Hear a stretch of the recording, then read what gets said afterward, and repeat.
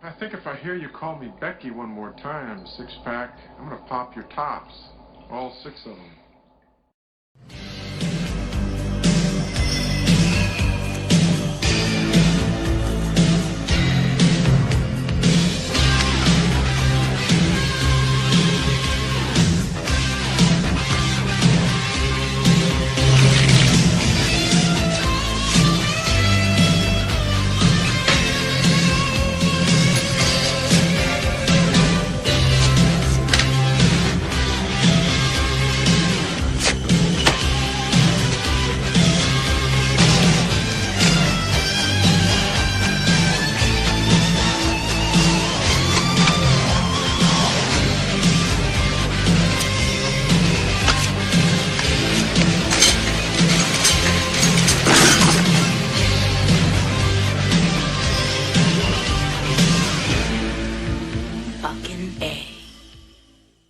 We think there's an unknown life form on this spacecraft.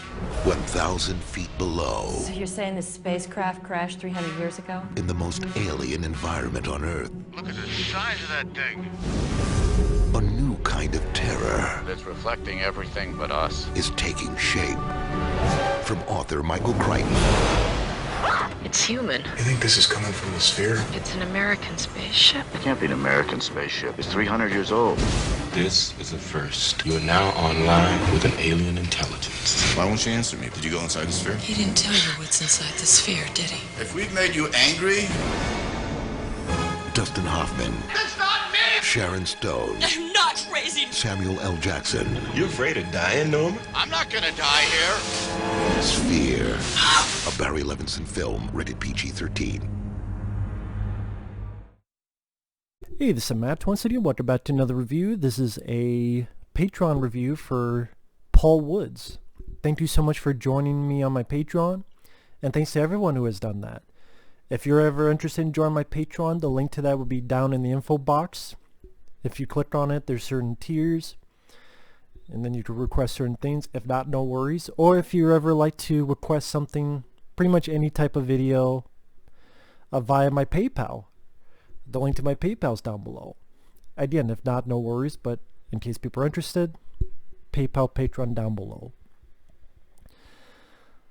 Now, the review for today is Sphere, which is a 1998 film based on a Michael Crichton novel, directed by Barry Levinson, who I do enjoy as a director. Especially a film he did I think is very underrated called Toys with Robin Williams. I love the film Toys. He also did Rayman, which I don't mind. He did Diner, which is a pretty decent flick.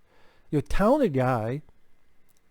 And you got Dustin Hoffman, Samuel Jackson, Sharon Stone. You also have actors like Peter Coyote, Queen Latifah, and a bit part Liev Schreiber.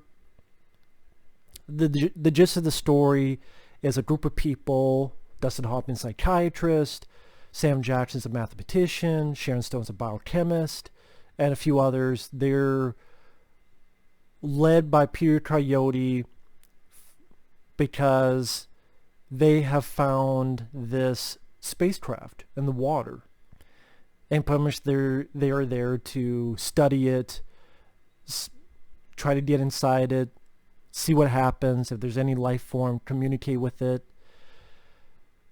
I've always enjoyed this movie. Sorry, stuttering there, because I know this is a hard sell for a lot of people. A lot of people don't like the film because they find the film boring. They find the film slow. They find the film to be tedious. But I've never found that, even when I saw it back in the day, I enjoyed it. Because I like the idea, I like the story behind it. I really enjoy the cast. I think Dustin Hoffman, it's one of my favorite roles of his. My favorite is the film Outbreak. His performance in that. We're in deep fucking shit. We're already in deep fucking shit. Which I reviewed that film on the channel. But I think Dustin Hoffman does a wonderful job here as a psychiatrist. He's likable. He seems like a normal guy. Sharon Stone, not sure about her as a person, but she did a fairly good job in here. I bought her. She has a little bit of backstory where she had a bad habit with drugs. Sam Jackson, one of the few times he doesn't say motherfucker. If you want to see a movie where, oh my god, Sam Jackson doesn't really curse and say motherfucker, it's this movie. And I thought Sam Jackson, he played it fairly straightforward. I would say one of the times he's not just Sam Jackson saying motherfucker, which I like Sam doing that. Him and his bodyguard is a perfect example. But, you know, Sam plays a, you know, straightforward mathematician guy. I thought the other actors, Queen Latifah, she's not in the film much. Peter Coyote, Lee Schreiber, solid in their supporting acting form. The score, I like the score by Elliot Goldenthal. I thought the score fit the movie fairly well. It had a great production value. The designs of the inside of the habitat our characters live in, the look of the sphere itself, how it's this golden type of perfectly symmetrical sphere. You could definitely tell a budget was put onto this. It looked like they filmed actually underwater, and I think it's a good looking flick. So I like the cast, I like the acting, I like the music. I think a lot of people, their problem is the story. I do feel one of the worst aspects of the film is the marketing. I really do believe that, because the way it's marketed is a horror film and with action elements. I think because Michael Crichton, hey, Jurassic Park, granted you wouldn't really call it horror, but definitely has a bit of adventure aspects and a bit more action oriented compared to, say, this. And Jurassic Park films were popular, so they want to mimic that success. And Creature Feature, if you don't want to suspect a Creature Feature, you're going to be highly disappointed. There's really no creatures in the movie. There's hints, ideas, a big hint of an octopus. You get some jellyfish, and one scene with the eels. But yeah, if you go on this for a Creature Feature, you're going to be highly disappointed. This is not Leviathan. It's not Deep Star 6. It's not that new film Underwater. It's not The Abyss. I think people maybe expected that. Or if they just saw the film, they thought it was boring. But I didn't find it boring. Because again, Dustin Hoffman, I liked his character quite a bit. Again, my favorite is his character in Outbreak. We're deep fucking shit. We're already deep fucking shit. Which I reviewed Outbreak on the channel. Love that film. But this, Dustin Hoffman, he was very likable. I thought the cast played off each other well. You had a little bit of backstory between Dustin Hoffman and Sharon Stone's characters, which I found interesting. Again, the music, the great production values, the sets, they all work together well. And I thought the script was fairly well written, because I thought the conversations these characters had was both interesting and smart. In a weird way, sometimes the pseudoscience kind of reminded me of an old Star Trek episode. I'm like, if you change this into outer space, this would be a pretty decent Star Trek movie.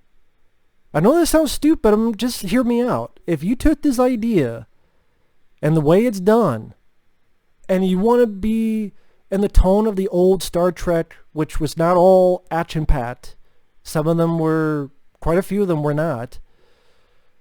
And, you know, the way people have dialogue and the pseudoscience and how some of the characters interact. If this was in space other than underwater, you just see this being a Star Trek movie, and hell, this is more Star Trek to me than the new fucking Star Trek films, let alone Picard or whatever the fuck. To be fair, I haven't seen them, but I've seen my friend Michael Keene's reviews of them, and they're more than fucking enough. And I thought it does a nice job with the character development of these folks. For example, when they finally get communication and it's via text, and one's going, well, why is it texting like that? It sounds stupid. And Sam Jackson goes, well, no, I mean, it works out perfectly fine. It's not mean. It's not harsh. It's direct to the point. And it says, I am happy. And Hoffman doesn't like that. And they're like, well, what's wrong with that? And Hoffman goes into this conversation about, well, imagine this emotion being with no one to talk to. He's been here a long, long time. What happens if he gets mad? Yeah, I got kind of like what I would see in Star Trek the Motion Picture.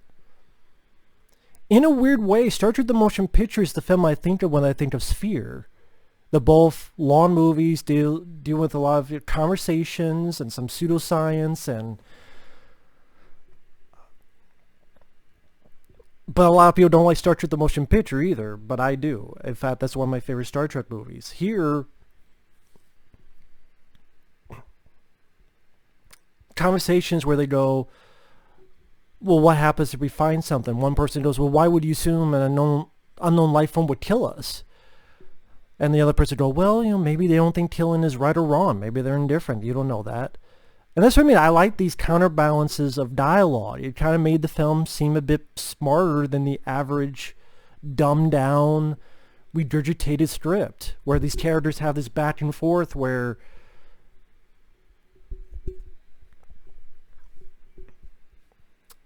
and granted, I don't know how surprised people would be in their first time watch of this, but as someone who has seen this more than once, I think it fairly holds up. And that's going to get more into spoilers, but I thought it does some nice jobs of tension. Like the octopus scene where the majority you see is this radar and this figure is like getting bigger and bigger on the radar, and the way it's edited and the way the actors play it off and the music. I thought those elements worked well. Better than if you saw a gigantic fucking CG octopus.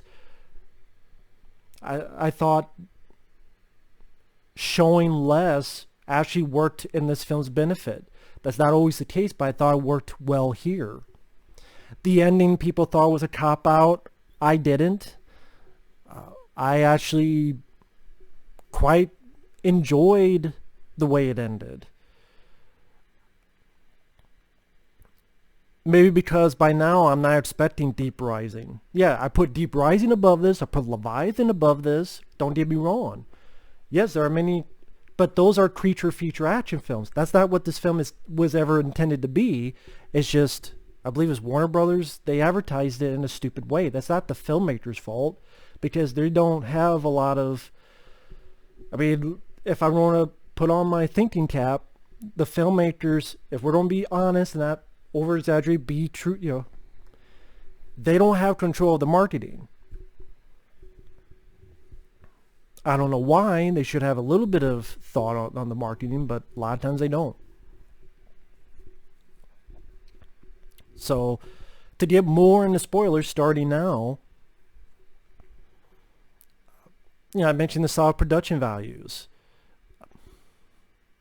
When I watch it again, I go, well, wait a minute, how does Sam Jackson find out that this computer, that this figure they're talking to, he's like, oh, it's a keyboard, and if a keyboard's in a sphere, and that makes sense. I'm like, how is he figuring this out so quickly? And why is it called Jerry? Well, if you've seen the film, you realize that whoever goes in the sphere come out with this power that they themselves might not realize it yet. It's a power to either get your fantasies or your nightmares subconsciously created. And sadly, that's what happens. So in a way, it's a psychological thriller in that aspect. Like, what would happen if you're subconsciously allowing these things to happen? So subconsciously, Sam Jackson created Jerry. Even Dustin Hoffman goes, it's not Harry, it's Jerry. Harry is Jerry. I'm watching it, and I'm like, oh, that's why Sam Jackson found out so quickly. Because he subconsciously thought it up without truly realizing it.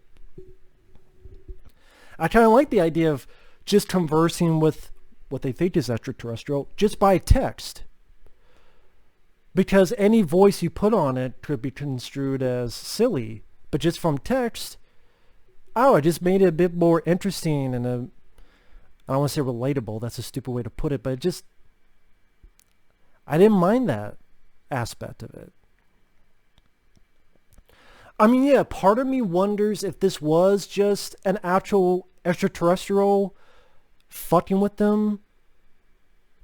I mean, granted, you have to take out the whole bit where they get in the spacecraft and they were like, wait a minute, this seems like an American spaceship. It's what, from 300 years in the future? Like, granted, you have to take out all that, but like if this was an actual spaceship and some alien being or force was creating these things to, I don't know, fuck with them or something and talk to them via text, maybe some people would have enjoyed that more. Maybe some people, I wouldn't be against it. I would like to see how it played out in a finished product. But yeah, maybe people would have been more interested. Maybe some people were disappointed of, oh, it's just them. Like, it's just them thinking these things up subconsciously. But yeah, if you go in thinking it's going to be an alien or creature feature film, and then you find that out, I just see why that would probably be disappointing to people. But as a guy who has seen many of those creature features and many of those horror films, I could just go back and watch them for. And yeah, I like them more than this, but I appreciate what this film was trying to do. And it's based on Michael Crichton's novel, so blame the novel. Yeah, blame the novel itself. But I thought the cast carried it off very well.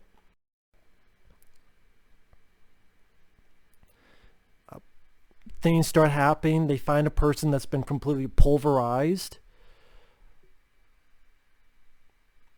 I like I thought the build-up of tension worked fairly well, where like all these eggs start dropping.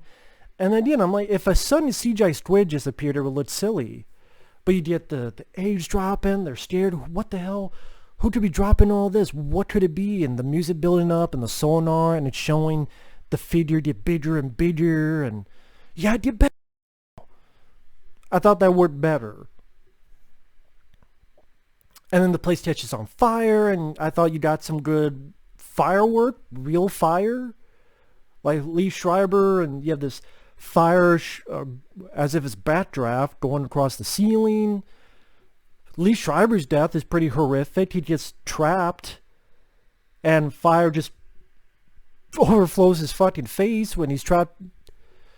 And I like that they put little character moments, which might not seem much to people, but considering how many films I've seen, you would be surprised how many movies neglect that. Like Dustin Hoffman's talking to himself or to this figure that he thinks is this entity called Jerry. And somehow he feels bad about Lee Schreiber's character. It's like, I was right there in front of him and I couldn't do anything. It's just gone, just like that. I mean, let's face it. How many movies will characters die and then no one even brings it up? Or has a little bit of remorse or regret, or... Which Hoffman didn't do anything. He was pretty much knocked out. He couldn't do anything, but he still feels guilt because he's a good guy. And then tension rises among the characters, and distrust begins against the characters.